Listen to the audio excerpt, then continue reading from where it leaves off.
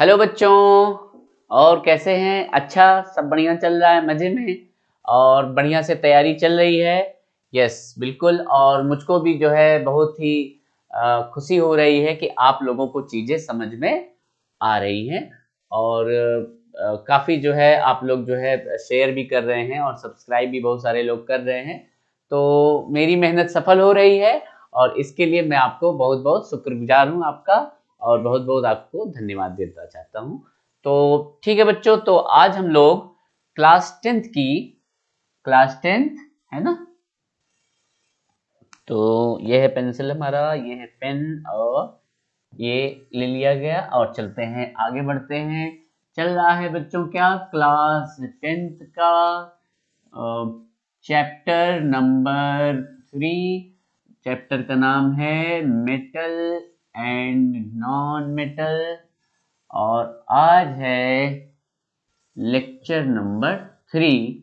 और आज हम लोग बात करेंगे बच्चों प्रॉपर्टीज ऑफ नॉन मेटल्स की बात करेंगे। पिछले दो लेक्चर्स में हम लोगों ने किसकी बात की थी? मेटल्स के फिजिकल प्रॉपर्टीज और केमिकल प्रॉपर्टीज की हम लोगों ने बात की थी, और बहुत ही मस्ती से किया था, आप लोगों ने बहुत एंजॉय किया था, और लगभग लगभग सारा कॉन्सेप्ट क्लियर हो गया है आप लोगों का।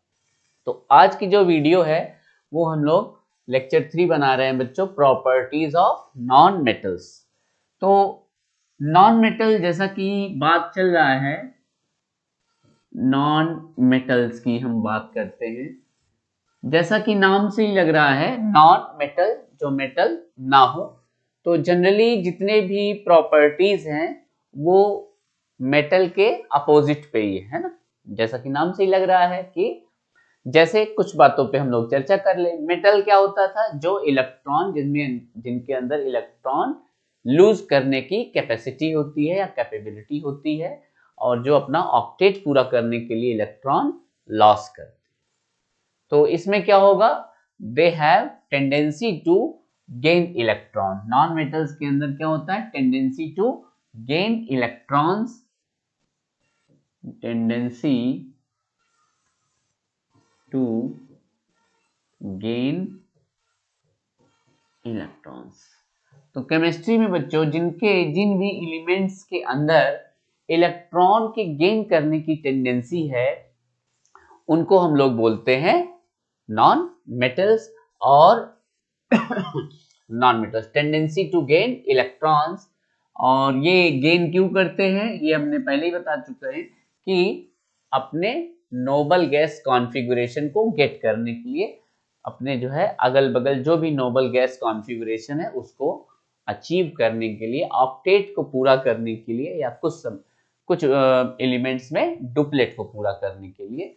ठीक है बच्चों, तो ये इलेक्ट्रॉन को गेन करते हैं। जैसे कुछ हम एग्जांपल ले लेते हैं। तो जैसे फ्लोरीन है, एक इलेक्ट्रॉन को गेन करके क्या बनाता है? ये फ्लोराइड आयन बनाता है। और भी हम लोग एग्जांपल्स ले सकते हैं, है ना। ऑक्सीजन ले सकते हैं, ये दो इलेक्ट्रॉन को गेन करके क्या करता है? ऑक्साइड आयन बनाता है। और भी एग्जांपल्स ले सकते हैं, नाइट्रोजन तीन इलेक्ट्रॉन को गेन करके अब क्या बनाता है? N-3 नाइट्राइड बनाता है। इसी तरीके से कार्बन है। तो बच्चों ये इलेक्ट्रॉन गेन करके ये इनकी टेंडेंसी होती है एनायन बनाने की, और ऑक्टेट को अपने कंप्लीट करते हैं। तो फ्लोरीन का एटॉमिक नंबर कितना होता है बच्चों? 2 7। Atomic number 9, configuration 2 7। तो देखिए एक इलेक्ट्रॉन गेन करने के बाद इसका इलेक्ट्रॉनिक कॉन्फ़िगरेशन हो गया 2 8। तो ये अपने नेक्स्ट नोबल गैस के कॉन्फ़िगरेशन में, मतलब नियान पे पहुंच गया। ऐसे इसी तरीके से इसका भी होता है ना। 8, ये कॉन्फ़िगरेशन कितना है? 2 6। दो इलेक्ट्रॉन लेके कहाँ पे पहुंच गया? 2 8 नियान तक पहुंच गया।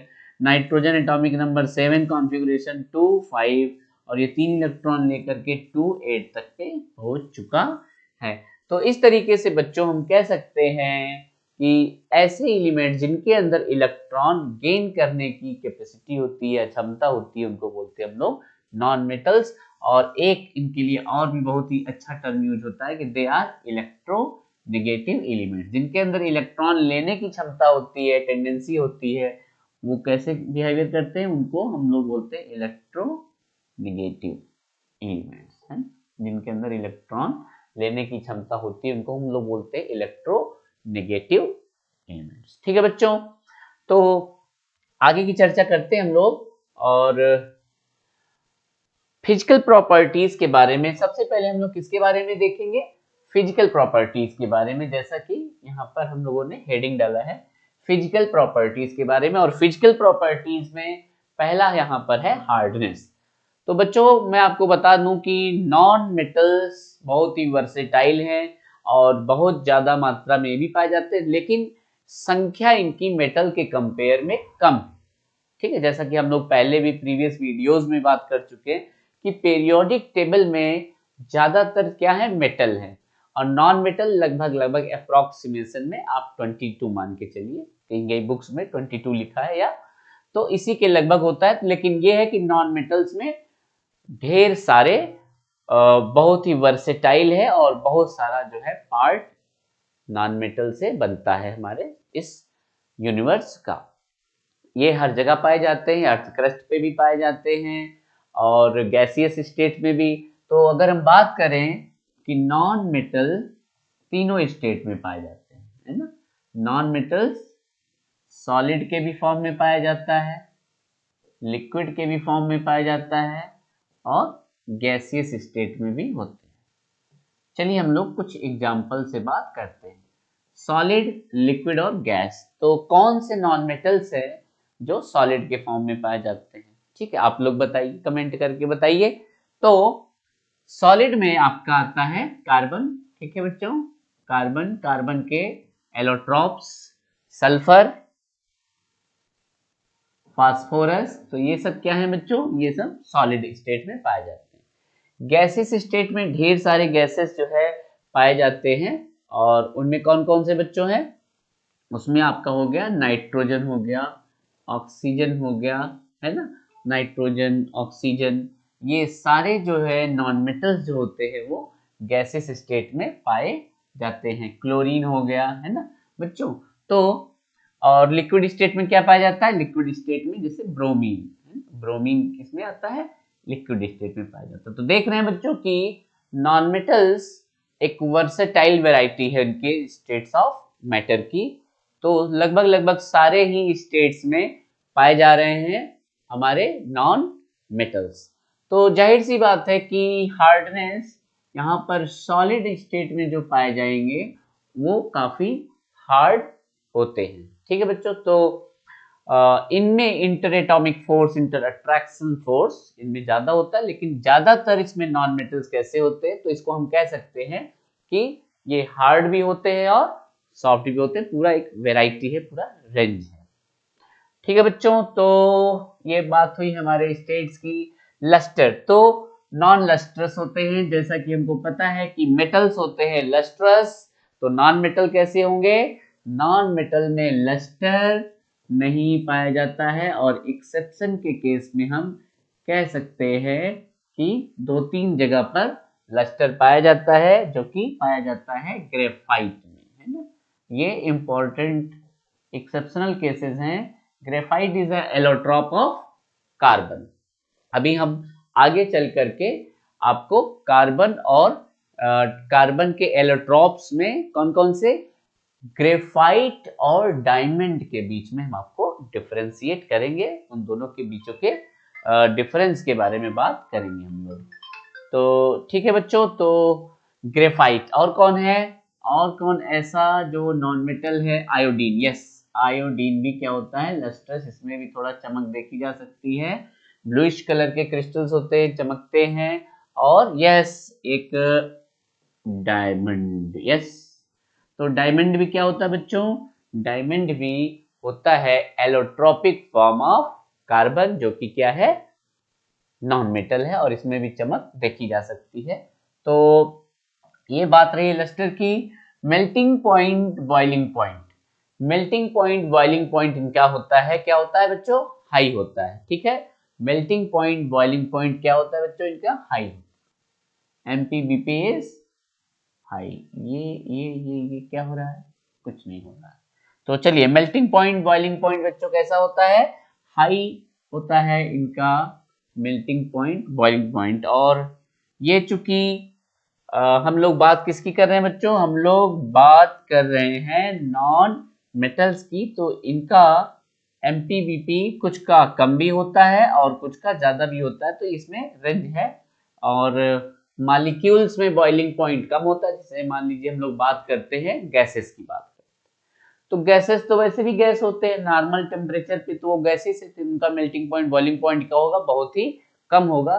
तो हम मोटा मोटा एक तरीके से कह सकते हैं very less to high, less to high. इसका मतलब है कि कुछ का मेल्टिंग पॉइंट बॉइलिंग पॉइंट कम होता है और कुछ का बहुत ज्यादा भी होता है ना। जैसे बच्चों हम लोग अगर बात करें ग्रेफाइट और डायमंड की बात करते हैं, तो इनका जो मेल्टिंग पॉइंट बॉइलिंग पॉइंट होता है बहुत ही हाई होता है, तो ये इसमें लेस टू हाई हम लोग कह सकते हैं।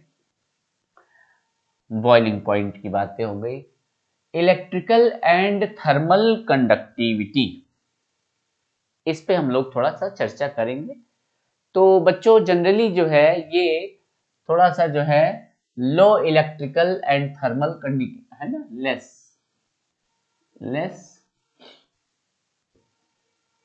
कंडक्टर होते हैं ये। अच्छा, दूसरा क्या होता है, ऐसा नहीं कह सकते हम लोग, थोड़ा इसको थोड़ा सा और स्पेसिफाई करके बताते हैं आपको ना। अच्छा, सबसे पहली बात तो ये देखते हैं कि कंडक्टिविटी होती क्यों है। कंडक्टिविटी होती है या तो फ्री इलेक्ट्रॉन हो या तो फ्री आयन। तो ये कंपाउंड जो हैं, ये कंपाउंड जो हैं नॉन मेटल्स में जनरली जो इलेक्ट्रॉन्स होते हैं वो क्या होते हैं, शेयर्ड होते हैं। शेयर्ड होने की वजह से इनमें फ्री इलेक्ट्रॉन्स नहीं पाए जाते हैं ना। Free electrons, free electrons not, इसमें फ्री इलेक्ट्रॉन्स नहीं पाए जाते। जब इसमें फ्री इलेक्ट्रॉन्स नहीं पाए जाते हैं तो ये are less conductor of heat and electricity. ये हीट एंड इलेक्ट्रिसिटी के बहुत ही, या हम कह सकते हैं कि ये इंसुलेटर जैसा बिहेवियर करते हैं, क्योंकि इनके अंदर फ्री इलेक्ट्रॉन्स नहीं। इसका एक्सेप्शनल केस भी है ना। इसका एक्सेप्शनल केस क्या है, एक्सेप्शन में है हमारा ग्रेफाइट। एक्सेप्शन क्या है बच्चों, ग्रेफाइट। क्यों बना graphite, graphite act as a, graphite act as a conductor.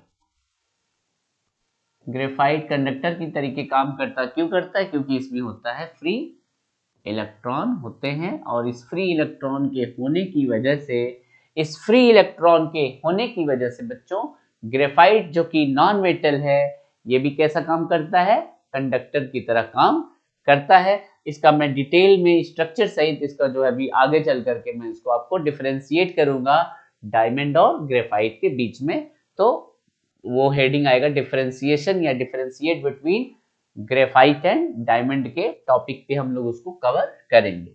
ठीक है बच्चों, तो देख रहे हैं कि हम लोग ज्यादातर चीजें मेटल के अपोजिट ही हैं, है ना। तो मोबिलिटी भी ज्यादातर नहीं पाई जाती है और डक्टिलिटी भी इसमें नहीं पाई जाती है। और इसमें एक आप कह सकते हैं कि जो डायमंड होता है उसमें थोड़ी सी डक्टिलिटी पाई जाती है, वो एक एक्सेप्शनल केस है। बाकी नॉर्मली ना तो ये मैलिएबल होते हैं और ना तो ये डक्टाइल होते हैं। जैसे सपोज कर लीजिए सल्फर है, सल्फर पे अगर हम हैमरिंग करेंगे तो उसके पीस के, उसके जो है टुकड़े जो होते हैं छोटे छोटे टुकड़े हो जाएंगे, ना कि उसमें शीट बनने का कोई प्रोग्राम होगा। तो इस तरीके से बच्चों ना तो ये मैलिएबल है ना तो ये डक्टाइल है। डेंसिटी इनका low to high, low to high, कुछ की डेंसिटी कम होती है और कुछ की डेंसिटी ज्यादा होती है ना। जो मॉलिक्यूलर्स होते हैं, मॉलिक्यूल्स के बीच में फोर्स थोड़ा कम होता है, फोर्स कम होता है तो इंटर पार्टिकल डिस्टेंस ज्यादा होने की वजह से डेंसिटी उनकी कम होती है।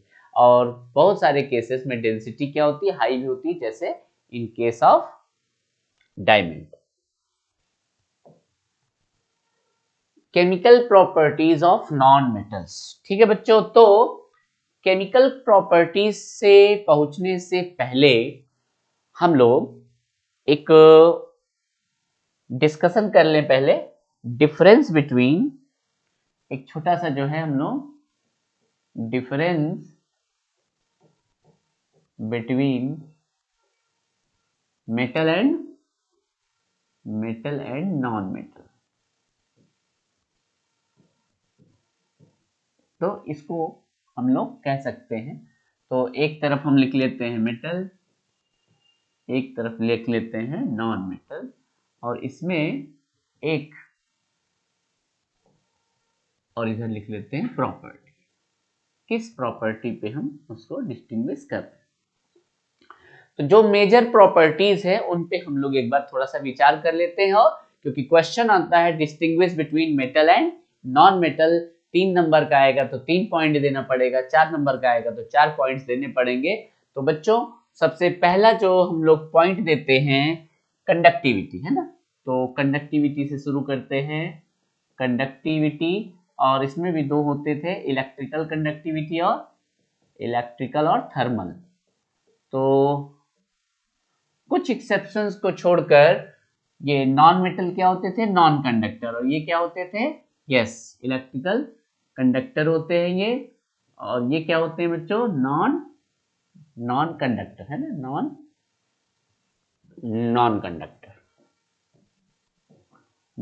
कंडक्टर होते हैं ये, ठीक है। कुछ एक्सेप्शंस को छोड़ के, जैसा कि हमने आपको थोड़ी देर पहले बताया था, ग्रेफाइट क्या है, ग्रेफाइट एक कंडक्टर है, और थर्मल कंडक्टिविटी भी क्या होती है, कम होती है in compare to the metals, metal का कंडक्शन बहुत ही ज्यादा होता है।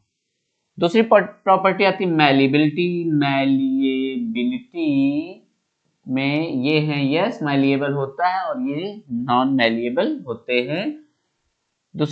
तीसरी प्रॉपर्टी हम लोग कर लेते हैं, यस डक्टिलिटी। तो ductility, yes metals are ductile and non metals are not ductile, कुछ एक्सेप्शंस को छोड़ते हुए, है ना। वो तो एक्सेप्शंस जो एक दो है उसके लिए कोई दिक्कत नहीं है। तो ये हो गए बच्चों 3 प्रॉपर्टी, तीसरा था, ये है दूसरा और ये है तीसरा। तो इसी पे हम लोग यहाँ पर फोर्थ लिख लेते हैं। तो आप लोग तो जो है इसको जो है नोट्स आप बनाते चलेंगे लिखते हुए, और यहाँ पर कोई दिक्कत नहीं है। या तो एक काम और भी कर सकते हैं, वही रहने देते हैं, हम शीट अलग ले लेते हैं, हमारे पास ये भी ऑप्शन है कि नहीं। तो बात कर रहे थे हम लोग और प्रॉपर्टीज की, और भी प्रॉपर्टीज की बात कर रहे थे। 3 प्रॉपर्टीज की बात हो चुकी है, malleability, ductility, conductivity, yes lustre की बात करें तो ये होते हैं मेटल्स, क्या होते हैं बच्चों, मेटल्स होते हैं लस्ट्रस। और नॉन मेटल्स कैसे होते हैं बच्चों, नॉन मेटल्स होते हैं, इनमें लस्टर नहीं पाया जाता है ना बच्चों, क्योंकि सारे जो इलेक्ट्रॉन्स होते हैं वो बॉन्डिंग में इन्वॉल्व हो जाते हैं, तो बॉन्ड में फ्री इलेक्ट्रॉन्स होते नहीं, तो ये कैसे होते हैं, नॉट लस्ट्रस। और कुछ एक्सेप्शन हमने इसमें भी बताया था कि कुछ एलिमेंट्स में, कुछ नॉन मेटल्स में लस्टरनेस पाया जाता है, मतलब उसमें भी ग्लो या चमक होती है, जिसमें हमने आपको क्या बताया था एक्सेप्शनल केस में, इसमें हमने आपको बताया था आयोडीन, और क्या बताया था ग्रेफाइट, और क्या बताया था डायमंड। ठीक है बच्चों, तो इस तरीके से हम हार्डनेस की बात कर सकते हैं। हार्डनेस, तो ये ज्यादा हार्ड, ये तो सॉफ्ट टू हार्ड होते हैं, इसमें ये भी कुछ में सॉफ्ट भी होते हैं और कुछ हार्ड हो जाते हैं, तो इसमें डिफरेंस में लगभग दोनों चीजें आती हैं, इसमें भी सॉफ्ट और हार्ड होता है, इसमें भी सॉफ्ट और हार्ड होता है। तो 4-5 पॉइंट जो मेन है, और एक मेन पॉइंट आपको लिखवा देते हैं, ये होते हैं इनके अंदर इलेक्ट्रॉन देने की कैपेसिटी होती है ना, तो टेंडेंसी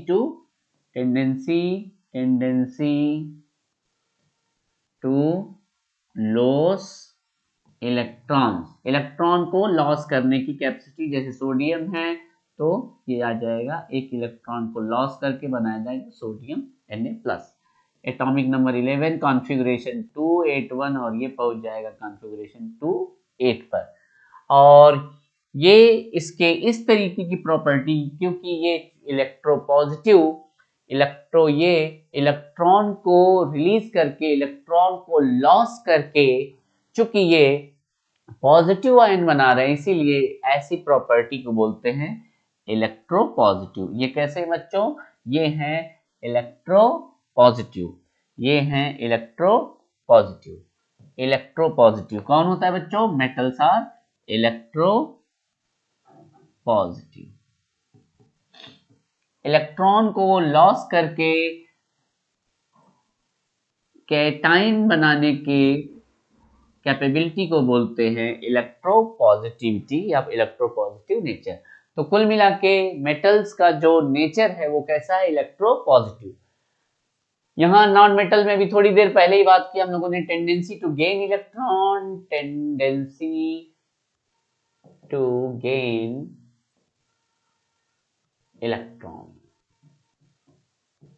है ना बच्चों? तो जिसमें भी इलेक्ट्रॉन को गेन करने की टेंडेंसी होती है उनको हम लोग क्या बोलते हैं? नॉन मेटल्स, और ऐसे नेचर को बोलते हैं इलेक्ट्रोनेगेटिव। इलेक्ट्रोनेगेटिव, ये इलेक्ट्रोनेगेटिव नेचर में होते हैं। जैसे फ्लोरीन, फ्लोरीन क्या करेगा? एक इलेक्ट्रॉन को एक्सेप्ट करके बन जाएगा फ्लोराइड। पहले कितना था? 27, एटॉमिक नंबर 9, और ये एक इलेक्ट्रॉन लेने के बाद ये कहां पहुंच जाएगा? 28, नोबल गैस कॉन्फ़िगरेशन। इसका मतलब है नियान के कॉन्फ़िगरेशन में पहुंच चुका है। तो बच्चों ये हो गया हमारा differentiate between metals and non metal का क्वेश्चन। तो इसमें लॉन्ग टाइप के क्वेश्चंस आ सकते हैं और अब इसको आप बहुत ही आसानी के साथ कर सकते हैं। एक क्वेश्चन और बढ़ता है बच्चों, difference between graphite and diamond. ठीक है, तो अब ये दोनों हैं क्या? तो एक होता है बच्चों एलोट्रॉप्स, है ना? Allotropes of carbon, allotropes of carbon, carbon कोई allotropes, allotropes of carbon, allotropic form, same element but their crystalline structures are different. Crystal के स्ट्रक्चर में जो 3 डायमेंशनल क्रिस्टल स्ट्रक्चर होगा, लैटिस स्ट्रक्चर होगा, वो क्या होगा? इनका डिफरेंट डिफरेंट होगा। तो इसको बोलते हैं एलोट्रोपिक फॉर्म। और कार्बन के हम लोग 3 एलोट्रॉप के बारे में बात करेंगे। क्रिस्टलाइन जो होंगे वो है, पहला है क्या? ग्रेफाइट। दूसरा क्या बच्चों? डायमंड। और इन दोनों के बीच में जो है डिफरेंस को कई बार क्वेश्चन पूछा गया है कि क्या क्या डिफरेंस होता है, इसके बारे में हम आपको डिस्कशन करते हैं।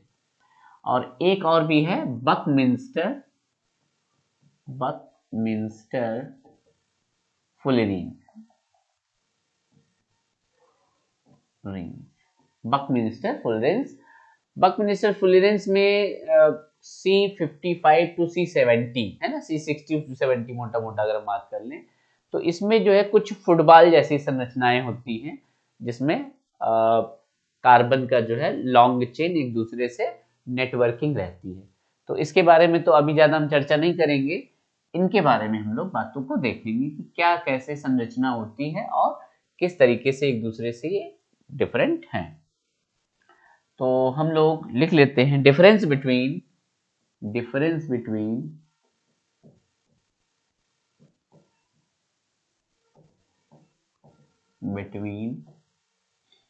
Diamond and graphite. दोनों ही हैं कार्बन, लेकिन दोनों में बहुत ही ज्यादा डिफरेंस है। तो एक तरफ हम लोग बात करेंगे डायमंड की और दूसरे तरफ बात करेंगे हम ग्रेफाइट। ठीक है बच्चों, तो सबसे पहला जो बेसिक हम लोग स्ट्रक्चर की बात करेंगे। सबसे पहले किसकी बात करेंगे हम लोग? स्ट्रक्चर की। स्ट्रक्चर कैसे होता है? तो बच्चों डायमंड जो है, हर एक कार्बन 4 कार्बन से, जैसा कि हमको पता है कि कार्बन की वैलेंसी 4 होती है, तो हर कार्बन 4 कार्बन से जुड़ा।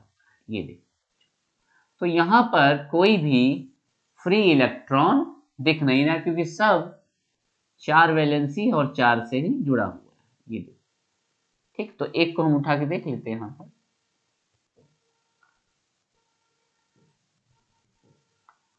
ठीक है बच्चों, तो और यहाँ पर हम देख रहे हैं कि हर एक यहाँ पर, ये देखिए इसको, हर एक कार्बन पे 4 है, तो एक को पकड़ लेते हैं हम लोग।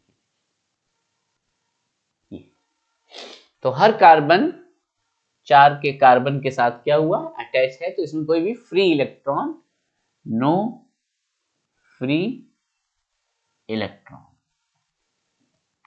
और इसका जो स्ट्रक्चर है उसको अगर हम 3 डायमेंशनली देखेंगे तो इसको बोलते हैं बच्चों टेट्राहेड्रल स्ट्रक्चर। कैसा होता है, नो फ्री इलेक्ट्रॉन, और इसका स्ट्रक्चर कैसा होता है, टेट्राहेड्रल, चतुष्फलकीय, टेट्राहेड्रल।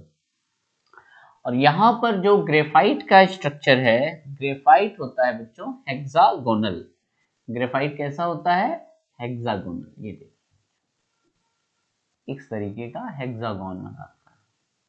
अब यहाँ पर अगर हम ध्यान देंगे, यहाँ पे अगर हम लोग ध्यान देंगे, ऐसा नेटवर्क बना लेते हैं, लगे कि हाँ 3 डायमेंशन।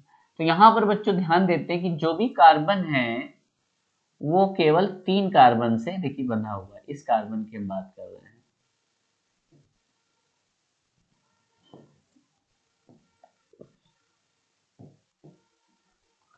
ये देखिए इसे जल्दी जल्दी ये वाला बन जा रहा है। थोड़ा सा मैंने मोटा पेन ले लिया तो ये थोड़ा जल्दी से बन जा रहा है हमारा कार्बन, तो बहुत अच्छी बात है।